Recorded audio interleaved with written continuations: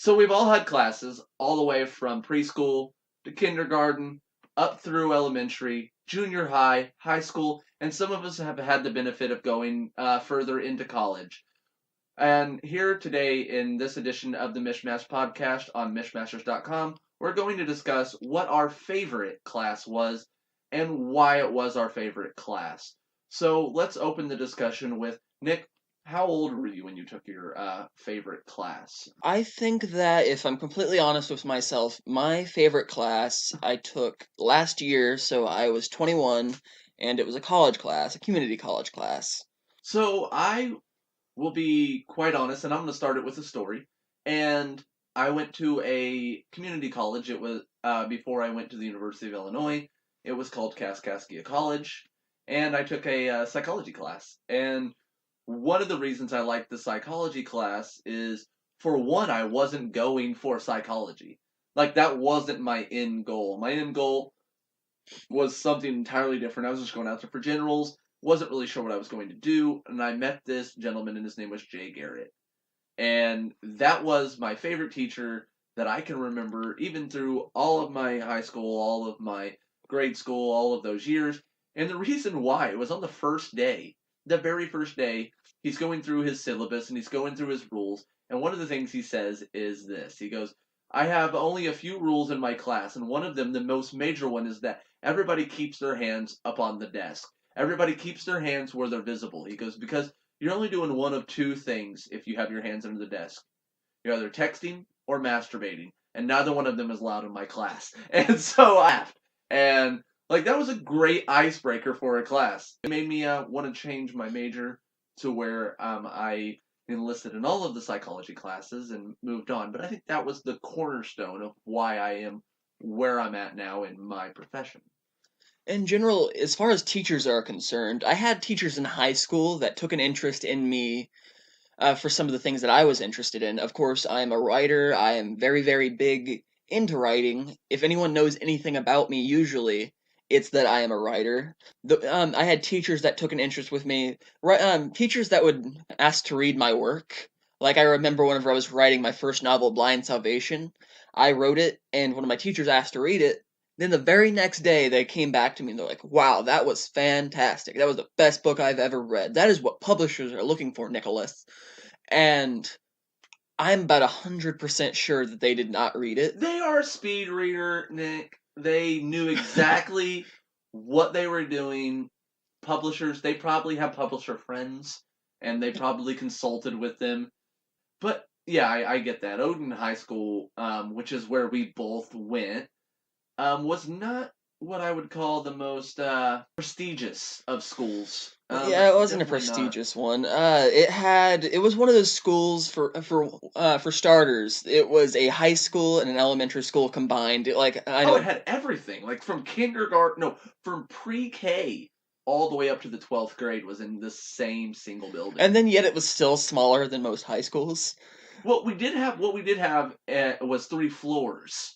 So they sectioned it off. Like in the back little section of the school, you had your pre-K, your kindergarten, your first, second, third, fourth, fifth, and then you got the main hallway, the main strip where you got your sixth and seventh, and then you went upstairs for your eighth, and then you went higher upstairs for your high school years, and so they sectioned it off. That's really good. I mean, not different buildings, not a nice building per se, not one with working heat through all out the winter, but they did give us classrooms. Sometimes the furnace would growl at you, and it would kind of sound like Freddy Krueger running his fingers across the something in the boiler room. I wonder if that's why we all have emotional issues coming out of. So, although I had teachers that I thought took an interest in me in high school, I don't think that, in particular, wanted to focus on my favorite class.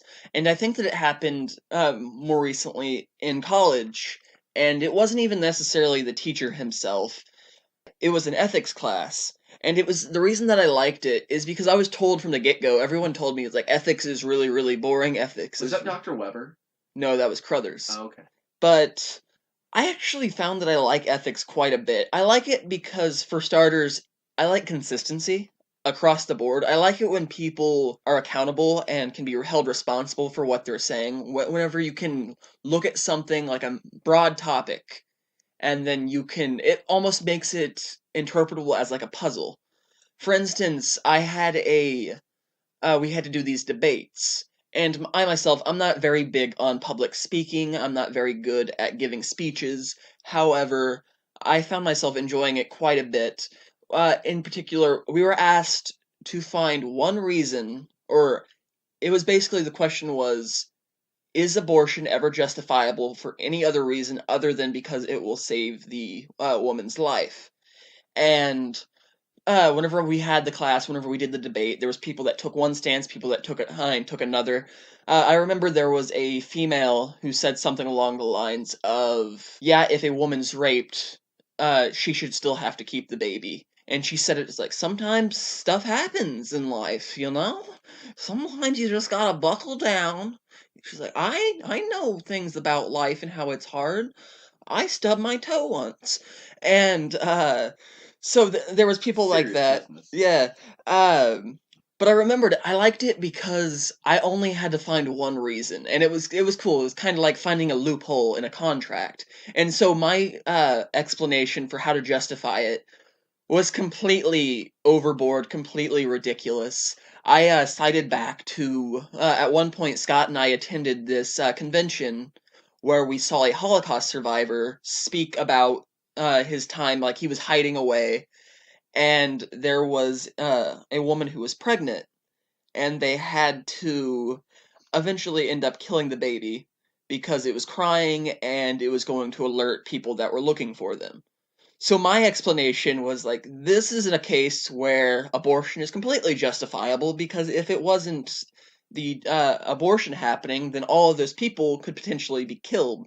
And of course, it seems like that's a really, really, really focused in, narrowed in thing to pull out. I'm like, it works. It's like popping a balloon. I only need to make one hole, and it doesn't matter how small that thing's gonna like. The air is gonna come out of that entire debate, that entire discussion. So I liked that. I liked that class in itself because I liked the way that it allowed me to look at things like a puzzle. It wasn't necessarily the teacher himself, although he was alright. It was because I liked it, and it was the first time I ever felt like in a class I enjoyed myself or was actually intrigued with the subject matter at hand. I had, most of the classes that I had at the U of I were very interesting and very titillating. I just wanted to say titillating. But they were really great classes. Beyond going with Jake Garrett and his psychology, I did delve into the more serious nature of expanded psychology, and I did neuropsychology, and I did a lot of neurology, and I had a lot of fun with those classes. But one of the classes that I really liked was from a guy named Dr. Cohen. Now, Dr. Cohen was one of those people who he was eccentric and really hyped up about everything he taught. And it was great because, he would get all up in everybody's face and he was excited about it, excited. And I thought, I'm sitting here in my mind, sitting in the middle of this class thinking, this guy is really smart. He knows what he's talking about. He's, on top of the world inside of psychology. He does a lot of statistics. He's a famous name around the world. And I wanted him to write a letter of recommendation for me so that way I can continue on to graduate school.